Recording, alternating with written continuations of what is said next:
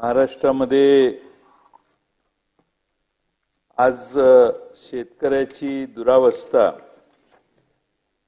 राज्यातल्या नापिकी, दुष्काळ, टंचाई, आत्महत्या, शेतकऱ्यांच्या हमीभाव न मिळणं, खताची प्रचंड झालेली वाढ, शेतकऱ्यांचं दुप्पट उत्पन्न करण्याची घोषणाच राहिली। बऱ्याच शेतकऱ्यांना गतवर्षीची दुष्काळाची आणि पाऊस पडलेले झालेली अतिवृष्टीची मदत मिळाली नाही। विमा योजना कंपन्यांनी त्याचा बोजवारा उडवला। टँकरच्या माफियांची लुटालूट, नागरिक हवालदिल। हर घर नल का जल योजनेद्वारे कोट्यावधी रुपये खर्चूनही त्याचा काही उपयोग झाला नाही। चारा छावण्या उघडल्या नाहीत आणि अध्यक्ष महोदय, अवकाळी पावसाची नुकसान भरपाई अद्याप मिळाली नाही। निर्यात बंदी असल्यामुळे कांदा उत्पादक शेतकरी चुकीच्या केंद्र सरकारच्या धोरणामुळे अडचणीत आला। कांदा, सोयाबीन, कपाशी, तूर, भुईमूग, धान, उडीद, मूग, हळद, मिरची या पिकांना न्याय देण्याचा कुठलीच भूमिका सरकार यशस्वीपणाने राबवू शकली नाही। दूध उत्पादकांना तर तोंडाला पानं पुसलेली आहेत। 5 रुपयाचं अनुदान देतो म्हटले, अनुदान आलं नाही। परत काल परवा घोषणा अर्थसंकल्पात करण्यात आली। त्यामुळे अध्यक्ष महोदय, दूध उत्पादक शेतकरी देखील महाराष्ट्रातला नाराज आहे। स्मार्ट प्रीपेड मीटर योजना काढली, जरा सरकार घाबरलं आणि हळूच सांगितलं की नाही ती काय सगळ्या सामान्य लोकांसाठी नाही आहे आणि आता ती तात्पुरती घोषणा आहे। नंतर निवडणूक झाल्यानंतर हे सरकार आलं तर स्मार्ट प्रीपेड योजनाही ते राबवतील। आणि अध्यक्ष महोदय, बाकीच्या सगळे वेगवेगळे भ्रष्टाचाराच्या प्रकरणाचा हा प्रस्ताव अध्यक्ष महोदय आम्ही मांडलेला आहे। अध्यक्ष महोदय, मगाशी हरिभाऊ बागडेंनी भाषण केलं। त्यांनी सांगितलं की पाणी पुरवठा हर घर नल, हर घर नल हर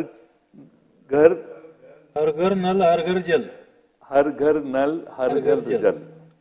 आणि त्यांनी सांगितलं की घोषणा 19 साली झाली आणि त्यात किती भ्रष्टाचार झाला, काय झाला, बाकीच्या सगळ्या गोष्टी त्यांनी वर्णन केल्या। काहीच झालं नाही, कसं झालं वगैरे वगैरे। मला एवढंच सभागृहाच्या निदर्शनाला आणायचंय की त्यावेळी जे पाणी पुरवठा मंत्री होते त्यांनी जे आरोप केले तेच मंत्री आजही पाणी पुरवठा मंत्री आहेत। त्यामुळे आम्ही काही बोलायची गरजच नाही। हरिभाऊ बागडेंनीच या नळ पाणी पुरवठा योजनांच्या बाबतीत बराचसा स्पष्टीकरण दिलेलं आहे। आणि अध्यक्ष महोदय, बाजारात चर्चा आता चालू आहे की किती पैसे खर्च करावे लागतात, एक टेंडर मिळवण्यासाठी किती खर्च, 10%, 12%। अध्यक्ष महोदय, लोकांच्यात नळ पाणी पुरवठ्याच्या योजनांच्या विषयी अतिशय गंभीर अशी चर्चा चालू आहे आणि अनेक ठिकाणी विनाकारण खर्च आणि योजना अपूर्ण अशी परिस्थिती महाराष्ट्रात झालेली आहे। अध्यक्ष महोदय, महाराष्ट्रात महाविकास आघाडीला भरभरून जनतेने न्याय दिला आणि तो न्याय दिल्यानंतर अध्यक्ष महोदय, सरकार देखील थोडंसं धास्तावलेलं आहे आणि त्यामुळं जे जमेल ते, आम्ही चंद्र मागितला तर तो चंद्रही कदाचित दिला असता। त्यामुळं जे म्हणेल ते आता देण्याचं काम सध्या महाराष्ट्रात चालू आहे। अध्यक्ष महोदय, खरं म्हणजे एक नरेटिव्ह म्हणून एक नवा शब्द महाराष्ट्रात झालाय की समोरचे विरोधक फॉल्स नरेटिव्ह महाराष्ट्रात चालू करतायत आणि हे false narrative, fake narrative set करण्याचं काम झालेलं आहे असं समोरच्या बाजूनं प्रमुख नेते भाषणात सांगतायत। अध्यक्ष महोदय, त्यामुळे एक अतिशय एका कवीनं समर्पक शब्दात आपल्या भावना व्यक्त केल्या, त्या मी आपल्याला सांगतो। दबलाय शेतकरी, पचलाय शेतमजूर, देशोधडीला लागलाय सामान्य माणूस। सत्ताधारी म्हणतात फेक नरेटिव्हच्या नावाखाली जनतेला लावू चुना। जनता म्हणते हा नरेटिव्ह म्हणजे काय रे भाऊ, समता संपत नाही परीक्षांचा घोळ, रोज नवनव्या भ्रष्टाचाराची होते पोलखोल। शिक्षणाचा कार्यक्रम लावला जातोय नीट, याच्या गोळ्या झाडल्या त्याच्यावर कोयता उगारला, या बातम्या ऐकून आलाय वीट। फेक नरेटिव्हच्या नावाखाली हे म्हणतात जनतेला चुना लावू. जनता म्हणते हा नरेटिव्ह म्हणजे काय रे भाऊ.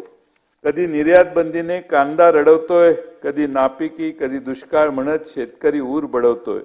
सत्ताधारी म्हणतात फेक नरेटिव्हच्या नावाखाली जनतेला लावू चुना. जनता म्हणते हा नरेटिव्ह म्हणजे काय रे भाऊ. कधी हा प्रकल्प, कधी तो प्रकल्प गुजरातला वळवला, तरुणांचा रोजगार तुम्ही पळवला. सत्ताधारी म्हणतात फेक नरेटिव्हच्या नावाखाली लावू चुना. सरकार मोजते आता शेवटच्या घटका, लोकसभेत दिला आता विधानसभेत देऊ फटका. आता फेक नरेटिव्हच्या नावाखाली नका आम्हाला लावू चुना. नरेटिव्हचा सगळा खेळ कळतोय रे भाऊ, आम्ही सारे महाविकास आघाडी सोबतच राहू. ही खरी महाराष्ट्रातली अध्यक्ष महोदय परिस्थिती आहे. अध्यक्ष महोदय, तुम्ही नरेटिव्ह म्हणून तुमच्याच स्वतःच्या चुकांवर पांघरून घालू शकत नाही. शेतकऱ्याला तुम्ही योग्य भाव दिला नाही, शेतमजुराला योग्य न्याय दिला नाही, दुधाला तर भाव देण्याचा विषयच तुम्ही कधी केला नाही. कांद्याची निर्यात बंदी देखील तुम्हीच आणली. त्याचबरोबर महाराष्ट्रातले प्रकल्प शेजारच्या राज्यात गेले, तुम्ही काहीच केलं नाही. इथल्या शेतकऱ्यांच्या, इथल्या मराठी माणसांच्या विरोधात तुम्ही गोष्टी केल्या, म्हणून महाराष्ट्रातल्या जनतेने तुम्हाला हा पराभव दाखवला. अध्यक्ष महोदय, एक चिंताग्रस्त अशी आकडेवारी तुमच्या समोर मी मांडतोय. आपण एकीकडे राज्याचा फार वेगाने विकास होतोय असं दाखवतोय, पण ग्रामीण भागात शेतकऱ्यांची अवस्था फार बिकट आहे. काही महिन्यामध्ये राज्यात मोठ्या प्रमाणात शेतकऱ्यांची आत्महत्या केल्याची माहिती समोर आली. जानेवारी 23 ते एप्रिल 24 या 16 महिन्याच्या कालावधीत शेतकरी आत्महत्येची आकडेवारी चिंताजनक आहे. या 16 महिन्यात तब्बल 3900 शेतकऱ्यांनी आत्महत्या केलेल्या आहेत. जानेवारी ते एप्रिल 24 मध्ये 4 महिन्यात राज्यात 838 शेतकऱ्यांनी आत्महत्या केल्या. सर्वाधिक आत्महत्या 235 या जानेवारी महिन्यात झालेत. फेब्रुवारी 208, मार्च मध्ये 215, एप्रिल मध्ये 180 आत्महत्या झाल्याची नोंद आहे. याचा हिशेब लावायचा झाला तर 4 महिन्यात दररोज सरासरी 7 पेक्षा जास्त शेतकऱ्यांनी मरणाला कवटाळल्याचं दिसतंय. पण आपण गडबडीत होतो, लोकसभेची गडबड आपल्याला फार होती, त्यामुळे या सगळ्या गोष्टींकडे दुर्लक्ष झालंय हे खरं आहे. अमरावती विभागात सर्वाधिक 383 शेतकऱ्यांनी आत्महत्या केल्या. छत्रपती संभाजीनगर विभागात 267 शेतकऱ्यांनी आत्महत्या केल्या. नागपूरमध्ये 84 शेतकऱ्यांनी आत्महत्या केल्या. या 4 महिन्यात अमरावतीमध्ये 116, यवतमाळमध्ये 108, वाशिममध्ये 77, जळगावमध्ये 62, बीडमध्ये 59, छत्रपती संभाजीनगरमध्ये 44, धाराशिवमध्ये 42, वर्ध्यामध्ये 39, नांदेडमध्ये 41, बुलढाण्यात 18, धुळ्यामध्ये 16, अहमदनगरमध्ये 14 शेतकऱ्यांनी आत्महत्या केल्या. अध्यक्ष महोदय, सर्वात जास्त आत्महत्या अमरावती आणि यवतमाळमध्ये झाल्या. या तुमच्या सगळ्यांच्या माहितीसाठी सांगतो की पंतप्रधान नरेंद्र मोदी साहेब यांनी याच यवतमाळ जिल्ह्यातून चाय पे चर्चा कार्यक्रम घेत निवडणुकांच्या प्रचाराला त्यावेळी सुरुवात केलेली होती.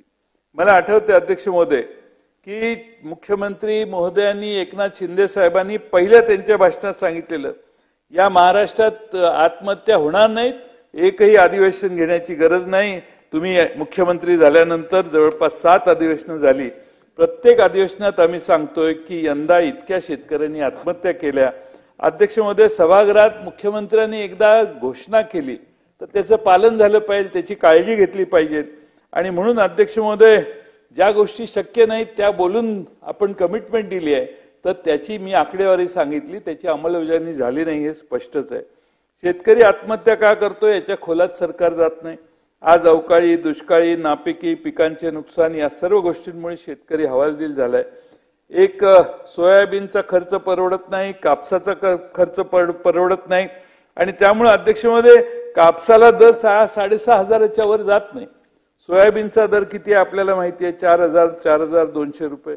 आणि त्यामुळे अध्यक्ष महोदय हे दोन्ही पिकं, सगळीच पिकं म्हणजे मग उडीद असो, मुगाचेही तेच हाल झालेत. सिंचन व्यवस्था असेल ते दुसरे नगदी पीक म्हणून कपाशीकडे पाहतात, पण त्याचाही बोजवारा उडालेला आहे. आणि त्यामुळे अध्यक्ष महोदय दुष्काळ म्हणजे केवळ पाणी टंचाई नाही, कोरडा दुष्काळ, ओला दुष्काळ अशी अनेक रूपं महाराष्ट्रानं आता बघितली आहेत.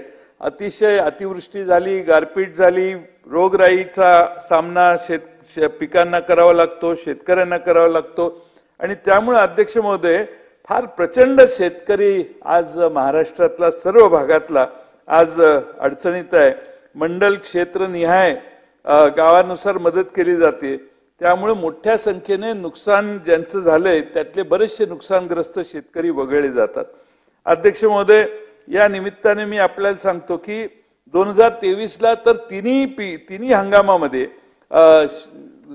शेतकरी संकटात आला, निसर्गाने अन्याय केला आणि सरकारनं मात्र सोयीस्कर घोषणा सभागृहात केल्या, पण त्याची फारशी मदत मिळाली नाही.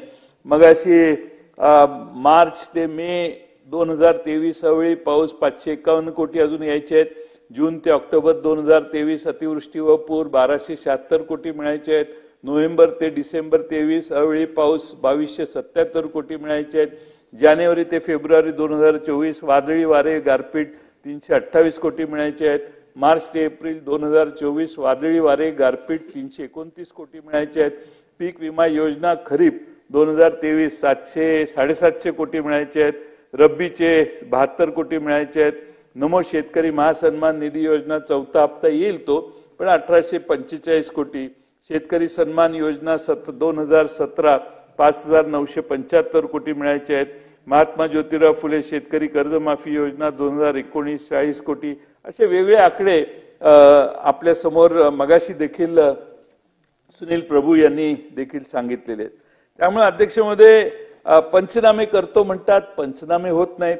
पंचनामे करण्यासाठी अध्यक्ष महोदय नुकसान पंचनामे केले तर घोषणा होतात, घोषणा झाल्या तर त्या महिन्याभरात तरी किमान त्याला मदत मिळाली पाहिजे. पण मी हे सगळे आकडे सांगितले ते बराच काळ न मिळालेले आकडे आहेत. महिने माणसांना वाटतं ही मदत येईल. आणि म्हणून अध्यक्ष महोदय, या सगळ्या गोष्टीत माझी आपणाला विनंती आहे की सरकार पूर्णपणाने अपयशी ठरलेलं आहे.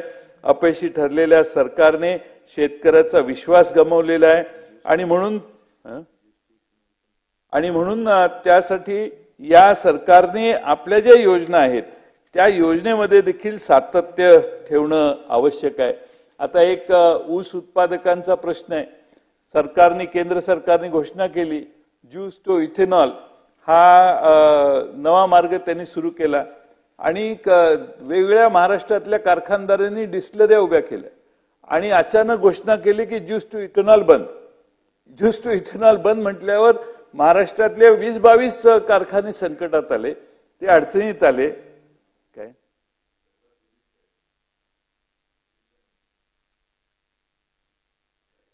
आणि म्हणून अध्यक्ष महोदय, हे जे सगळे साखर कारखानदार आहेत ते सगळे अडचणीत आहेत. मी तुमच्या सरकारचं अभिनंदन करेन. आत्ताच एक बातमी आमच्याकडे आलेली आहे की आपण महाराष्ट्रात तुमचं सरकार स्थिर राहण्यासाठी जवळपास फार नाही पण 1900 कोटी रुपये हे NCDC कडून राज्य सरकारकडे कर्ज घेतलं आणि महाराष्ट्रातल्या जवळपास 13 कारखान्यांना आपण ते वाटायचं ठरलेलं आहे. हे सगळे कोण आहेत कारखानदार?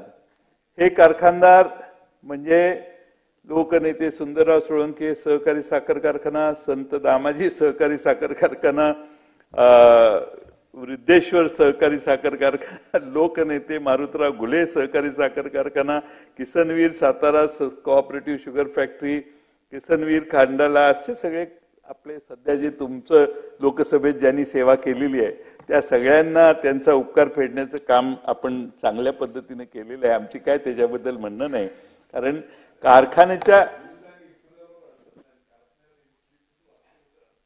नाही हे सगळे संकटात असणारे कारखाने. मी अभिनंदन केलं ना, मी विरोध कुठे केला?